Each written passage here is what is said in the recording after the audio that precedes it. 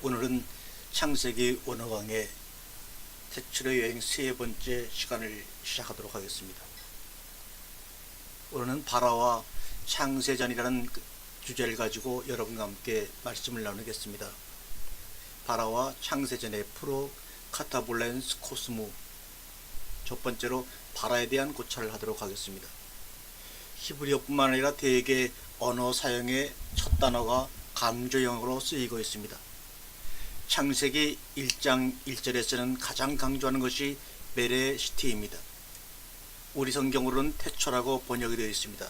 또 바라는 창조라는 단어도 해석상 다르게 해석될 수 있는 단어입니다. 다만 인간의 선입관적인 해석과 상식적인 해석만 피할 수 있다면 얼마든지 뜻이 통하도록 재해석될 수 있습니다. 바라는 창조하다, 선택하다, 짓다 등의 뜻으로 쓰이고 낳았다, 짓다라는 의미로도 쓰이고 있습니다. 사실 히브리어 낳았다는 단어는 따로 있습니다. 알라드라는 단어입니다. 우리는 자식을 낳는다고 할 때 반드시 여자가 아이를 낳는다는 상식에서 벗어나야 성경을 올바로 이해할 수가 있습니다. 남자가 아이를 낳는 경우는 대부분 어떤 때인가? 영적인 자녀를 낳을 때입니다. 그러나 여자가 아이를 낳는다는 표현은 1차적으로 분명히 육적 계통을 잇는 차원입니다. 그래서 예수님도 여자의 후손으로 태어난 것이 육을 가지고 죄를 범한 아담의 죄를 육으로 감당하기 위함이 아니던가. 이것이 구속이요, 그렇게도 많이 노래하는 죄사함의 구원입니다. 시편 2편 7편에 내가 영을 전하노 여호와께서 내게 이르시되 너는 내 아들이라 오늘날 내가 너를 낳았도다. 고린도전서 4장 15절에 그리스도 안에서 1만 스승이 있으되 아비는 많지 아니하니 그리스도 예수 안에서 복음으로써 내가 너희를 낳았음이라. 히브리어에서 창조라는 말은 바라인데 아들, 시, 상속자가 바르입니다. 히브리어에서 동사에는 세 자음이 되어서 동사가 되고 명사는 두 개 자음이 모여서 명사가 되는데 바라는 낳는 것입니다. 따라서 바라라는 단어의 어근을 살펴보도록 하겠습니다. 우리가 스테론 코드 1247번에 보면 바르, 아들이라는 뜻입니다. 1121번에 보면 맨가 일치합니다. 이 단어도 아들, 손자 또는 나이든 이런 뜻으로 사용됩니다. 또 스트롱 코드 1248번에 보면 바르라고 칭호로 사용됩니다. 1247번에서 차용된 단어입니다. 의미는 거의 같게 쓰이고 있습니다. 그 다음에 1249번 바르, 1305번 바라르, 이 말은 깨끗하게 하다, 선택하다 이런 의미로 쓰이고 있습니다. 그러므로 이 말이라는 하나의 단어도 어근을 살펴보게 되면 굉장히 다양스러운 의미로 사용되고 있음을 볼 수 있습니다. 사랑받는 또는 순수한, 무언가 비어있는, 선택, 깨끗한, 순수한 이런 뜻으로 유대인들은 이 단어를 다양하게 해석하고 느끼고 전달하고 있습니다.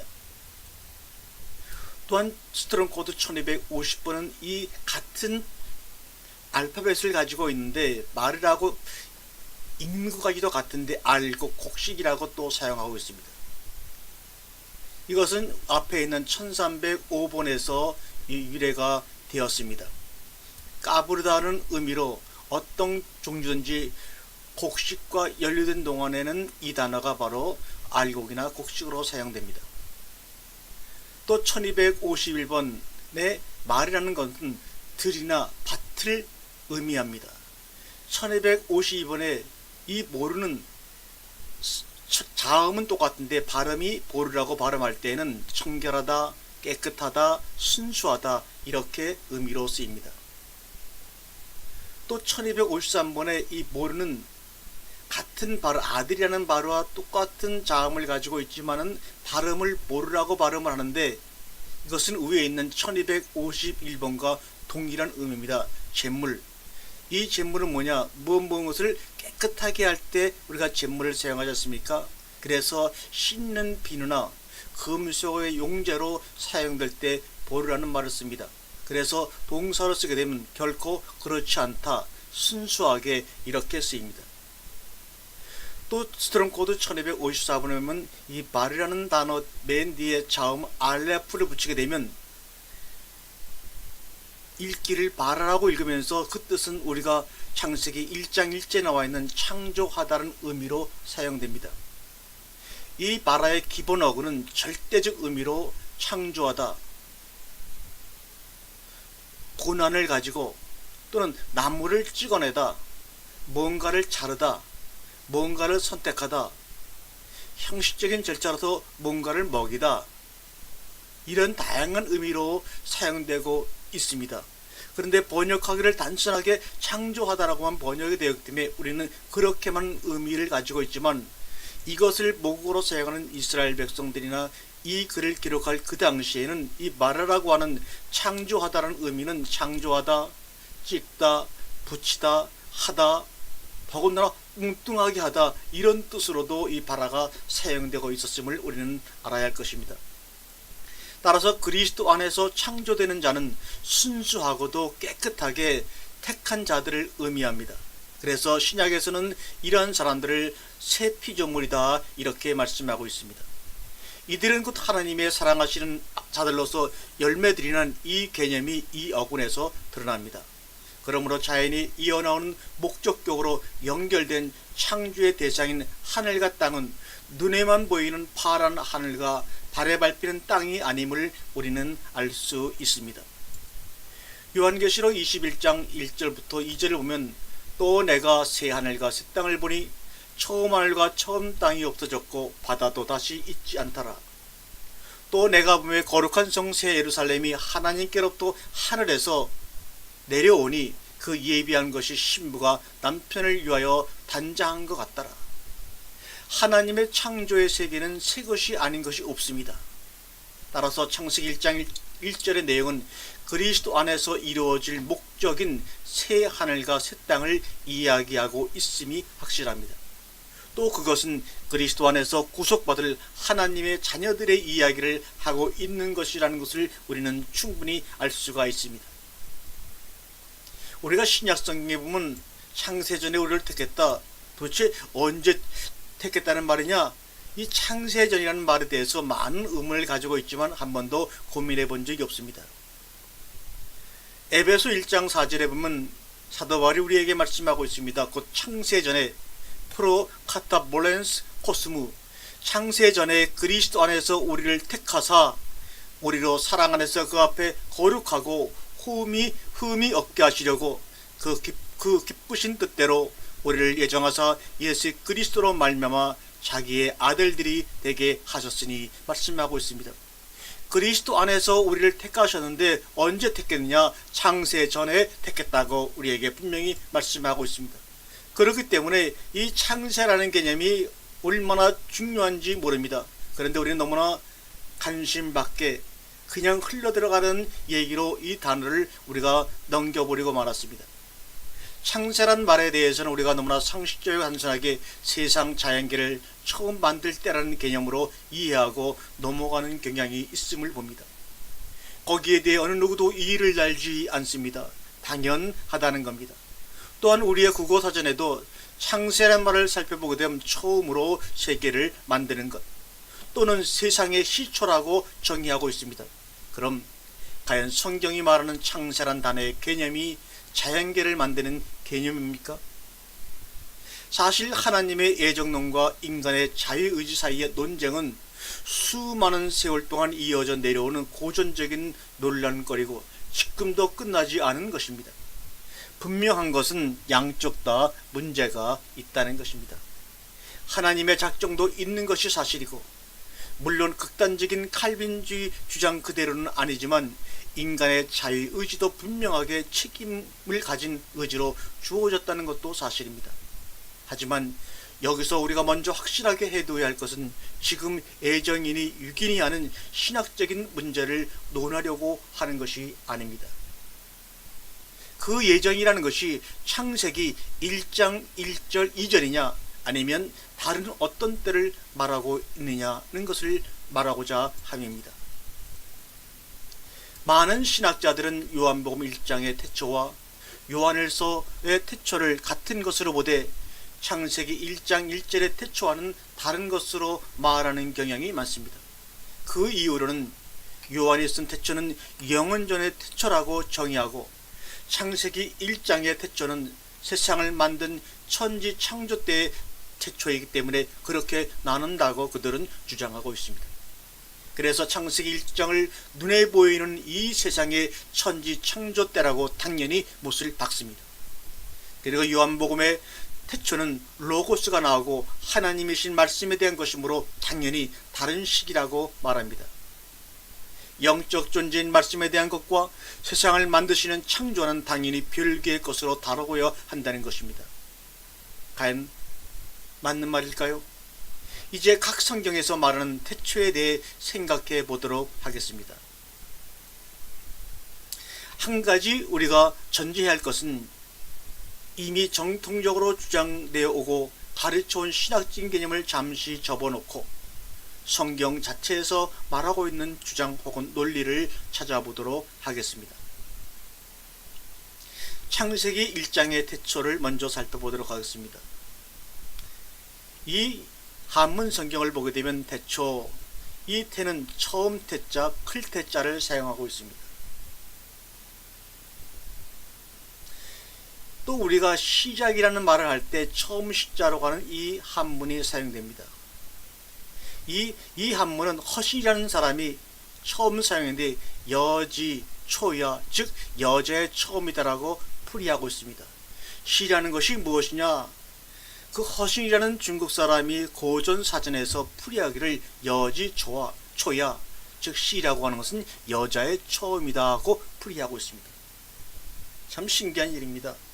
여호와 하나님이 아담에게서 취하신 그 갈빗대로 여자를 만드시고 그를 아담에게로 이끌어 오시니 아담이 이르되 이는 내 뼈 중에 뼈요 살 중에 살이라 이것을 남자에게서 취하였은즉 여자라 부리라 말씀처럼 여자 중에서 처음 사람이라고 일치하게 풀이하고 있습니다. 계집녀에서 난 이를 합친 글자로 여자에게서 내가 태어난 데서 이 세상의 모든 일이 비롯하다의 뜻이 된 글자입니다. 우리가 태자라고 하는 거, 나자라고 하는 거 기뻐하다, 기르다, 양육하다라는 의미를 가지고 있는 것을 유의해 볼 필요가 있습니다. 또한 태초해야 할 때 이 초는 허신이라는 사람은 그 자신이 만든 사전에 초자를 시야라고 풀이하고 있습니다. 제의 지시야 라고 덧붙였는데 이 말은 옷을 재단하여 만든 처음이라는 뜻을 가지고 있습니다. 아니 어떻게 초라고 하는 말을 이렇게 옷을 재단하여 만든 처음이라는 뜻으로 풀이할 수가 있었을까요? 과연 그들이 창세기 1장과 2장과 3장의 내용을 알았기 때문에 이렇게 풀이했을까요? 점점 신비해집니다.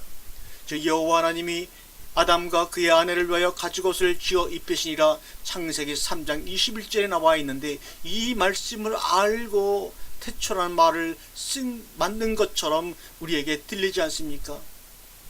가죽옷을 지어 입히시려면 반드시 칼로 그 가죽옷을 갈라 쥐었다는 의미를 갖고 있는 처음 초자는 옷 의자에다가 칼도자를 합쳐서 만든 글자인 것입니다. 옷 의자에 칼도자를 합친 글자로 옷을 만드는데 칼로서 끊는 것이 처음이라는 뜻이 된 글자입니다. 위에 함자 풀이에서 보듯이 태초라는 것은 시간의 개념으로서의 태초라기보다는 그리스도 안에서 하나님의 구원 사역과 깊은 관계가 있는 단어임을 알 수 있습니다. 여러분에게 참고로 말씀드립니다. 허신이라는 사람은 허신의 설문해자는 무려 1만 개에 달하는 문자 하나하나에 대해 본래 글자 모양과 뜻 그리고 발음을 540개 부스에 따라서 체계적이고 종합적으로 해설한 중국 최초의 사전입니다. 설문헬자라는 책은 중국 연구의 바탕이 된과 동시에 그 정수라 할 수 있어 중국의 정통 학문 분야 특히 중국 어학 분야에서 경전으로 꼽힐 정도로 그 가치를 인정받고 있는 책이며 지금도 중국 사람들에게는 경전에 버금가는 대우를 받고 있는 책이 바로 허신이 쓴 설문해자라는 책입니다. 여기서 그렇게 태초를 풀이하고 있습니다. 아마 우리가 알고 있는 태초에 대한 개념을 허신은 나름대로 어떤 감동을 이렇게 자신의 책에 썼는지 만나야만 알 수 있을 것 같지 않습니까? 태초에 하나님이 천지를 창조하시니라. 스트롱 코드 722번에 레시티라는 단어가 있습니다. 바로 레시티, 태초에. 이거는 7218번과 같은 단어에서 유래가 되었는데, 첫째, 장소, 시간, 질서 또는 계급에 있어서는 특히 첫 열매, 시작, 가장 중요한, 제일의 것, 중요한 일, 이러한 뜻으로 사용되고 있습니다. 그 다음에 베레시트에서 그 요새 자음을 우리가 따로 분리해 보게 되면 스트롱 코드 7218번 로시다. 요거는 흔들다는 뜻인 사용하지 않는 어근에서 유래한 것을 알고 있습니다. 가장 쉽게 흔들리는 것. 그게 뭡니까? 우리 몸에서 바로 머리가 아닙니까? 문자적으로나 상징적으로는 장소, 시간, 지위 등에 다양하게 이 단어가 사용됩니다. 또는 무리, 시작, 기둥머리, 우두머리, 가장 중요한 때 그 모든 탁월한 첫째, 선두에 이렇게 다양하게 하다못해 가난한 제일의 통치의 층계의 꼭대기, 이렇게 이 단어가 다양하게 적용됨에도, 장소와 시간과 지위 등에 다양하게 적용됨에도 불구하고 왜 꼭 시간 개념으로 적용하였는가? 그것이 인간의 선입관적인 부분이 아닐까 생각합니다. 뭔가 하늘과 땅을 만들었다고 하니 당연히 시작의 개념이 맞는 것 아닌가? 그래서 시간의 개념으로 태초에를 번역한 것입니다. 그러나 시작도 꼭 그렇게 시간적 개념이 아닌 것도 얼마든지 있다는 사실을 간과해서는 안 됩니다. 요한복음 1장 3절에 만물이 그로 말미암아 지은 바 되었으니 지은 것이 하나도 그가 없이는 된 것이 없느니라고 우리에게 말씀하고 있습니다. 여기서 그로 말미암아를 어떻게 봅니까? 그분이 시작의 개념이 아닌가, 그 근본의 개념이 아닌가 말입니다. 발단이 되고 원인이 되고 출발점이 되는 것입니다. 누가? 말씀이신 하나님이.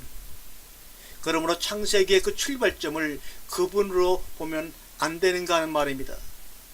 그 시간 개념으로 보아서 in the beginning로 밖에는 해석할 수 없는가 말입니다. 존재적인 시간, 상태적인 시간 시작도 얼마든지 있다는 것을 잊어서는 안 됩니다. 너무 제한적이고 선입관인적이며 상식적인 해석이 성경이 말하고자 하는 본래 뜻을 왜곡시키는 경우가 너무나 허다합니다. 마치 주님이 이 땅에 계실 때 바리새인이나 서기관 그리고 유대인들이 주님의 말씀을 육적으로 받아들이고 선입관적인 자기 개념으로 오해하여 결국 그를 죽였던 것처럼 말입니다. 선입관이란 말은 육신의 생각으로 자기 안에 이미 전제하고 있는 내용을 말합니다. 그래서 모든 사건이나 사물을 판단하고 평가할 때 그 선입관이 작동하여 그것으로 결론을 내리게 됩니다. 그 결과는 현실에서도 상상을 초월합니다. 베드로 사도가 말한 것처럼 성경의 어떠한 부분도 도로 해석하기 어려워 샛별이 떠오르기까지 기다리는 것이 가하다고 했음을 잊어서도 안 됩니다. 어느 시대에 열리지 않으면 그때의 계시가 없는 것임을 알고 다음 세대에 넘길 줄도 알아야 하며, 하나님의 계시는 어느 누가 똑똑하거나 특별해서 주어지는 것이 아니라 하나님의 주권을 따라 때가 되어 주시는 것뿐입니다. 따라서 이전 믿음의 선진들이 깨닫지 못한 것을 후대에 보잘것없는 자가 깨달았다고 해도 그것은 그 사람의 차이가 아니라 그 시대마다 열리는 하나님의 진리를 점진적으로 여기시기 때문일 뿐입니다. 그래서 그 시대의 목은 그 시대의 신자들 혹은 종들의 책임이지 어느 시대 누구나 다 똑같은 진리를 아는 것은 아닙니다. 베드로전서 1장 19절서부터 21절에 보면 또 우리에게 더 확실한 예언이 있어 어두운 데 비치는 등불과 같으니 날이 새어 새벽이 너희 마음에 떠오르기까지 너희가 이것을 주의하는 것이 가아니라. 먼저 알 것은 경의 모든 예언은 사사로이 풀 것이 아니니 예언은 언제든지 사람의 뜻으로 낸 것이 아니요 오직 성령의 감동하심을 입은 사람들이 하나님께 받아 말한 것입니다. 그럼 이제 창세기 1장 1절에 베레시티라는 단어를 집중 분석해 보겠습니다. 이 단어는 분명히 명사입니다. 더 정확히 말하자면 전치사구입니다. 그 명사의 전치사 배, 우리의 영어의 인에 해당하는 배와 롯이라는 단어가 합쳐진 것입니다. 따라서 지역하면 머리 아내라는 말이 되고 그 머리를 성경적으로 살피면 당연히 우리의 머리 대신 그리스도 하나님으로 연결됩니다. 그렇게 연상하면 베레시티는 그리스도 안에서라는 의미로 되살아납니다. 이와 같은 해석을 어떻게 여러분은 생각하십니까? 억지입니까? 정통적인 해석에 맞지 않아 거부감이 느껴지십니까? 바라건대 하나님의 성령이 우리 안에서 조명하사 깨닫기를 바랄 뿐입니다. 어차피 깨닫게 하시는 분도 성령이시고 그러한 은혜를 입히시는 분도 성령님이시기 때문입니다. 고린도전서 11장 3절에 그러나 나는 너희를 알기 원하노니 각 남자의 머리는 그리스도요 여자의 머리는 남자요 그리스도의 머리는 하나님이시라. 에베소 4장 15절에 오직 사랑 안에서 참된 것을 범사에 그에게까지 자랄지라 그는 머리니 곧 그리스도라. 이 베레시티에 나는 롯이라는 명사와 메이트라는 전치사는 반드시 부사 노릇만 하는가? 전치사 구로서 부사와 형용사와 명사 노릇을 다 할 수가 있습니다. 다만 문맥상 어떤 역할을 하는 것으로 해석해야 하는가만 우리에게 남아 있습니다. 요한복음 1장 1절에 태초에로 돌아가 보겠습니다. 태초에 말씀이 계시니라. 이 말씀이 하나님과 함께 계시니 이 말씀은 곧 하나님이시니라. 요한일서 1장 1절에도 태초부터 있는 생명의 말씀에 관하여는 우리가 들은 바요 눈으로 본 바요 주목하고 우리 손으로 만진 바라. 스트롱코드 746금에는 아르케 이렇게 태초라는 헬라어 단어가 나와 있습니다. 이 단어는 처음이 되다 지배하다에서 유래가 된 단어입니다. 본래적인 의미로는 추상명사로 쓰이는데 시작 혹은 질서, 시간, 장소, 계급 등 다양한 용례에서 우두머리, 모퉁이, 첫, 방백, 권세, 주권, 원리, 통치, 시작, 기원, 지배, 권세, 끝, 말단, 모퉁이 이렇게 다양하게 쓰인 단어가 바로 요한복음 1장에 나와 있는 태초라는 아르케라는 단어입니다. 이 신약의 용어 역시 구약의 베레시처럼 다양하게 적용된다는 사실을 잊어서는 안 됩니다. 반드시 시간 개념만이 아니라는 말입니다. 우두머리, 모퉁이, 찻자리 등으로도 쓰입니다. 그래서 이 요한복음 1장 1절에 보면 아르케라는 단어와 N이라는 전치사가 합해져서 N-아르케 이것을 태초에라고 번역되었습니다. 태초에라고 번역된 이 단어는 N과 아르케로 이루어진 전치사구입니다.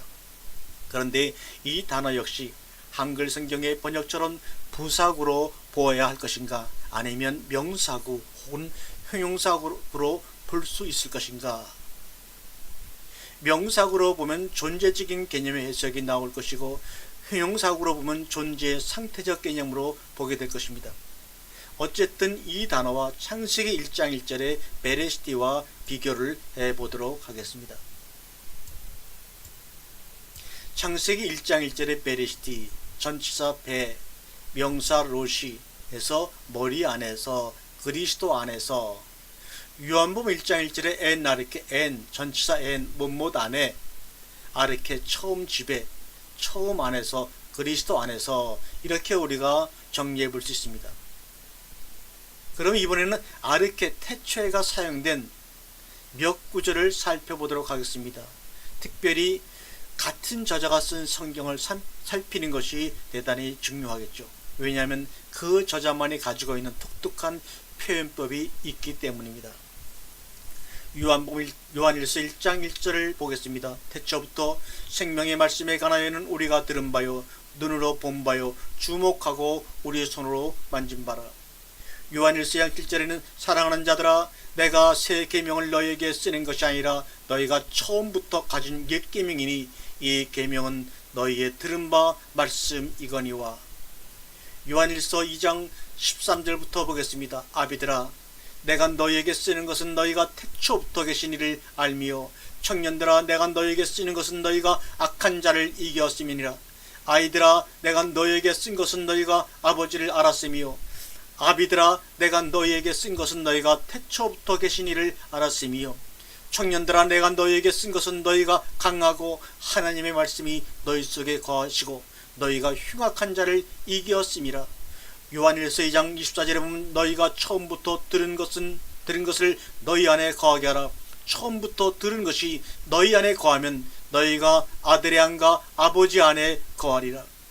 요한일서 3장 11절에 보면 우리가 서로 사랑할지니 이는 너희가 처음부터 들은 소식이라.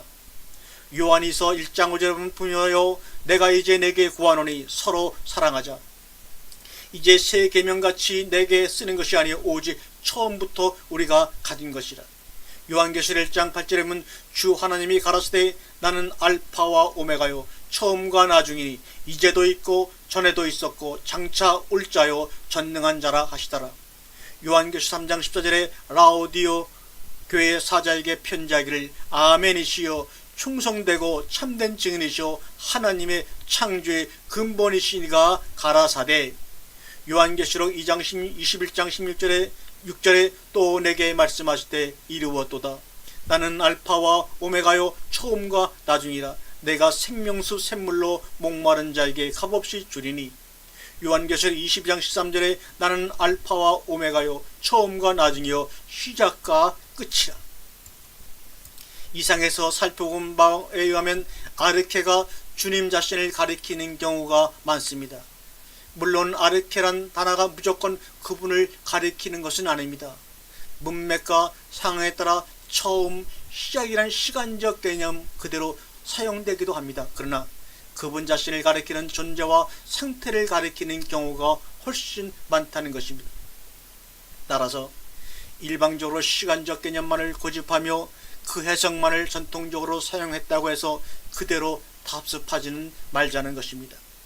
얼마든지 다른 의미로 사용되기도 하고 오히려 그것이 더 올바르며 깊은 의미를 담긴 보화를 찾을 수도 있지 않은가 하는 말입니다.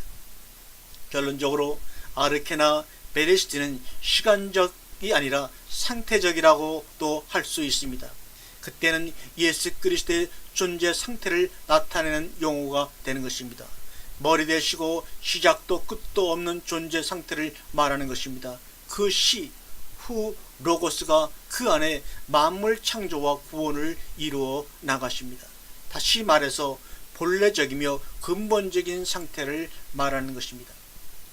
지금 우리가 계속 태초를 상세하게 공부하는 이유는 다만 그 태초라는 개념이 자꾸 상식적으로 무조건 천지 창조로 흘러가는 것을 방지하기 위해서이며 그 문제에 대해서는 이 정도 다르기라고 이제 우리가 다를 본래 주인 창세 전에로 돌아가 살펴보도록 하겠습니다. 프로 카타볼렌스 코스무 창세 전에 이 비슷한 전치사구에 대해 분석을 먼저 한번 해보도록 하겠습니다. 프로 카타볼렌스 코스무라는 이 단어가 에베소부터 시작해서 계시록까지 여러 번 사용되는데 그때마다 번역은 우리 개역 성경을 보게 되면 창세전에 창세전부터 창세부터 창세로부터 창세 이후로 창조할 때부터 창세 이후로 이렇게 같은 헬라어 원문인데도 불구하고 약간씩 다르게 해석되어 있는 것을 볼 수가 있습니다. 우리가 단어를 공부하는 중에 유의해야 할 것이 있는데 그것은 시간과 공간을 초월하고 문법 적용을 할 수 없는 단어들이 있다는 점인데 창세란 단어도 그 중에 하나입니다. 창세란 말의 한자어부터 우리 한번 살펴보도록 하겠습니다.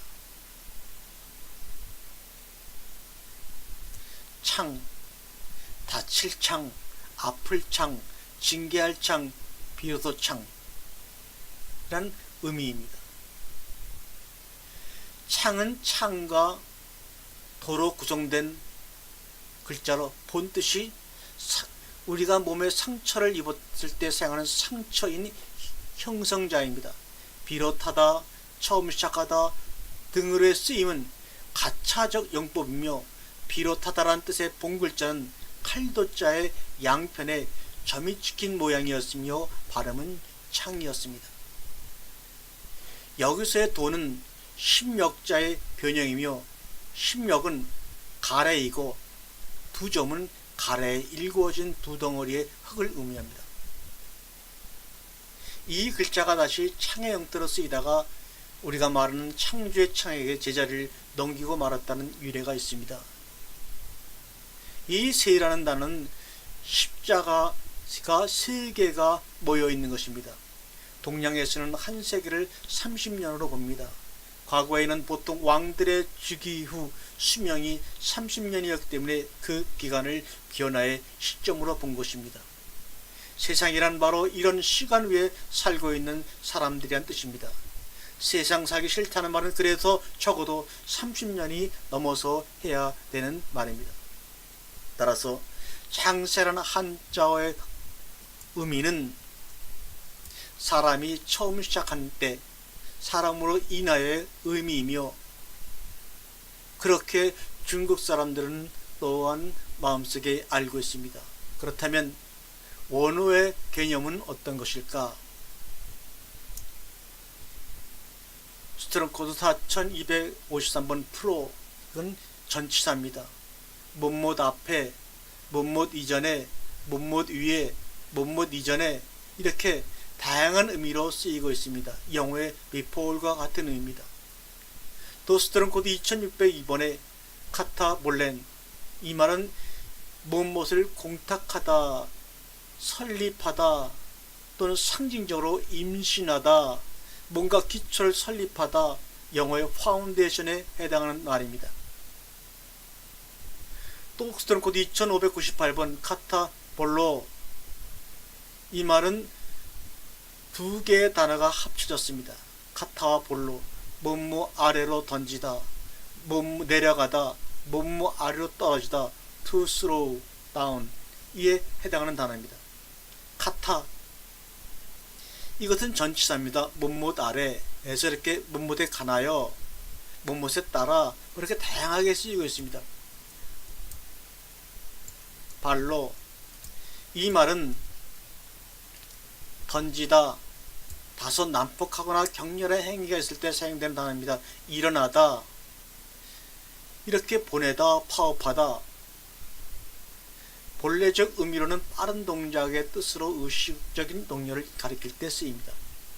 따라서 카타볼로는 처음 시작한다는 의미인 창이라고 번역된 한글 개혁의 의미는 무엇이 세워질 때인데 그때는 무엇가 무엇을 대적하여 내던질 때입니다. 왜 그런가요? 왜 내던지는가 하면 뭔가의 신속한 동작으로 인하여 동료를 일으키게 되기 때문입니다. 그것이 이어지는 단어 코스무에서 풀어집니다. 스트롱코드 2889번에 보면 코스무, 아마 2865번 어간에서 유래가 되어 있는데 질서 있는 정돈이라는 말입니다. 장식, 세상, 넓고 좁은 의미에서 그것의 주민까지 포함하는 그러한 세상을 얘기합니다. 영어로는 워드란 말입니다.